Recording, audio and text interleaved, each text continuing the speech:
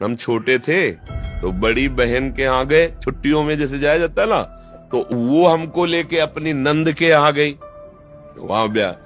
तो उसके जो पति थे वो एक कमरे में, सड़े से कमरे में पड़े थे, तो ऐसे से बुलाया, नजदीक गए। अब भगवान को हमको शिक्षा देनी थी, इसीलिए हमें सुना, हम बच्चे थे, हम कुछ कर भी नहीं सकते थे।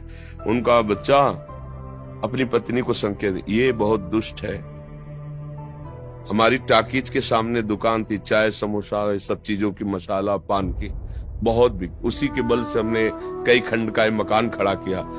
जब हम आते थे जूता उतारती थी, क्या क्या हमारा स्वागत करती थी। मुझे लकवा मार गया, अब मैं किसी काम का नहीं रह गया, कई वर्ष से पड़ा हूं। ये 2 रोटी 24 घंटे में देती, मैं भूख से व्याकुल होता तो कहती बहुत भोजन खाओगे, बार बार शौच करोगे, कौन फेंकेगा। मेरे सामने गंदी बातें करती है, दृश्य बोध, अब पड़ा है, उठ सकता नहीं, मेरे को किसी से मिलने नहीं देती, किसी को आने नहीं देती, क्या करूं।